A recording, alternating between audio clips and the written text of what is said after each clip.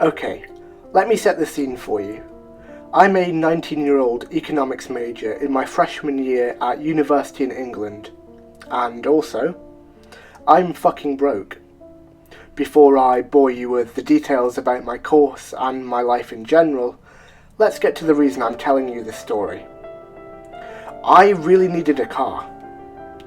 You think, living in a city, I could just get the tram, bus, or even walk, but the fares are expensive and the amount I need to travel makes having a car cheaper. And also, I'm lazy, so that means having a car is the only viable option. As I mentioned before, I don't have much money being a student, so finding a car in my price range was quite hard to come by. However, I thought I'd hit the jackpot when I found a 65 reg, barely used Ford Fiesta with just under 10,000 miles on the clock for under £2,000. What made it even better was that the dealership was only a 15-minute bus ride from campus. I contacted the seller and told him that I'd swing by at the weekend to come and pick it up. It got to Saturday and I got the bus over to the dealership, still overjoyed about my new purchase. When I get there, however, I became slightly wary. The place was like your standard dealership, except for one thing. As far as I could see, there were no cars apart from the one I was buying. I walked inside the building, which was basically a glorified porter cabin with a desk, computer, and a sofa for customers to wait on.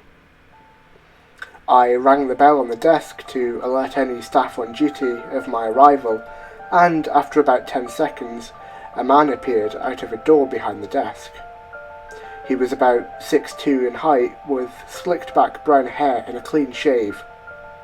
He had an angular face with protruding features and donned a black business suit with a red tie. He looked too sophisticated to be working in a dump like this, I thought, but who was I to judge? He greeted me with a gleaming smile and asked me if I needed any help. I told him I was here to collect a car, and after giving my name and the vehicle's details, he went back into his office. After about a minute and a half, he came back out with some paperwork and a pen. He told me he simply needed my signature on the dotted line at the bottom of the page.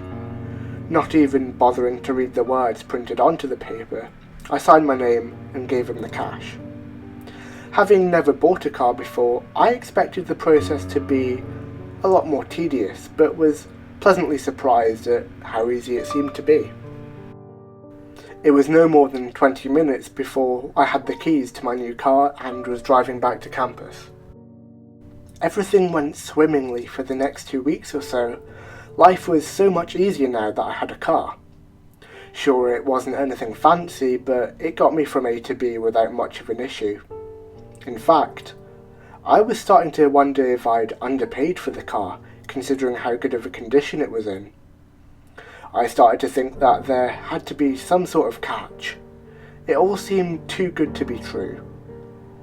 I wish I'd have known then how right I was. I awoke abruptly at around 2 a.m. to the sound of thumping coming from the main door to our halls of residence. It was early Sunday morning, so I assumed someone had just come home from a night on the tiles and was too drunk to remember the passcode for the door. Groggy-eyed, I got out of bed and put on my dressing gown, heading down the hall to the main door. No one else seemed to have been woken by the ferocious knocking, and our flat was on the bottom floor, so it was my duty to open it. I stumbled over to the door, still half asleep, and opened it to reveal a tall figure, dressed all in black, standing before me. I snap out of my sleepy daze and try to slam the door shut in his face, but before I can, he grabs me by the shoulder, and I feel the sharp point of a syringe enter my neck. And then everything goes black. I eventually awake, but it's still dark. Slithers of moonlight slip through what seem to be windows. It feels as if I'm moving. I then come to the realization that I must be in some sort of vehicle. After I remember the events that led up to my current situation, I try to scream but find any attempt is muffled by the duct tape covering my mouth.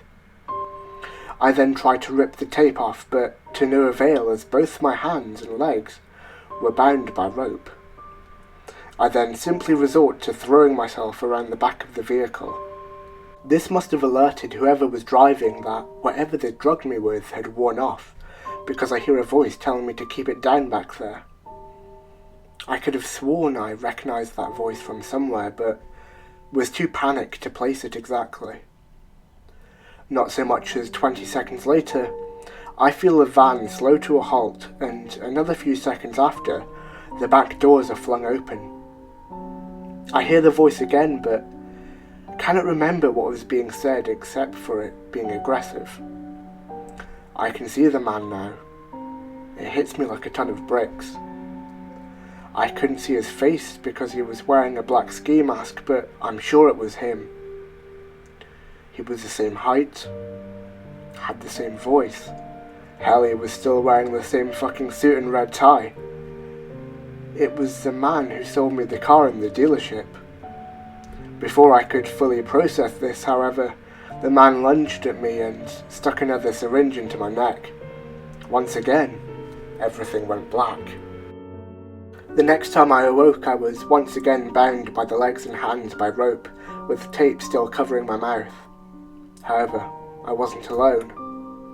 Myself, along with 2 other men and 3 women, ranging from early 20s to possibly late 30s in age, were with me, in what looked like the back of a prison bus. Everyone else around me was awake, but remained unmoving and silent, staring vacantly ahead of them. It felt like days, but in reality was probably around 2 hours before we stopped moving. The next thing I remember, I was being hurried out the back of the truck by men in all black wielding pistols. One of my fellow prisoners tried to attack one of the guards by headbutting him. He was shot dead then and there. No one else protested after that point. The remaining 5 of us were moved through what looked to be a shipping yard with stacks of containers and cranes dotted about the place. We were led to a large ship and then forced into one of the containers. For the 4th time, I awoke yet again with my legs and hands bound, but this time not by rope but handcuffs.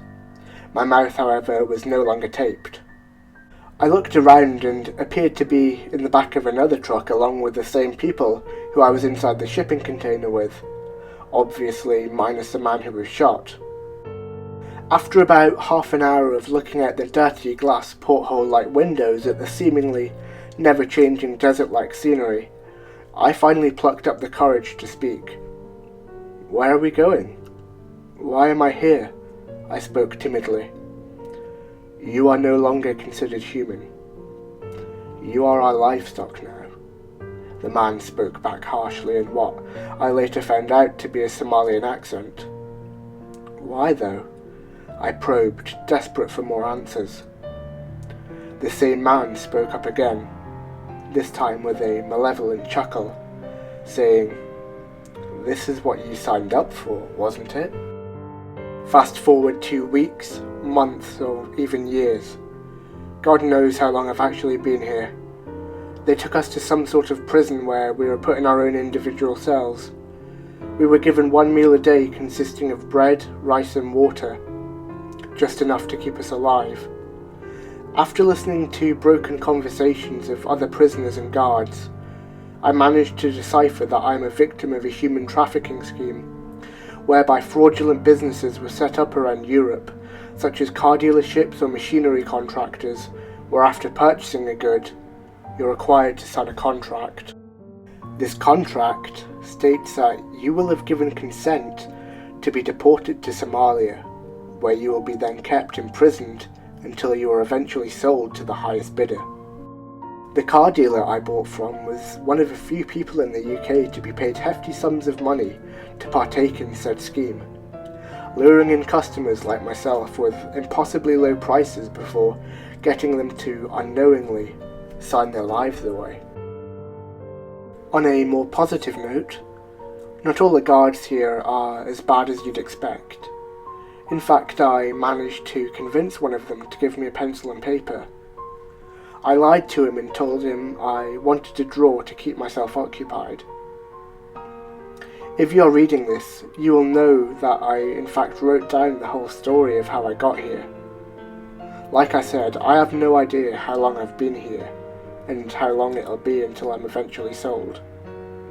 However, that's irrelevant now. As my final words to you, I must offer a warning to you and to everyone.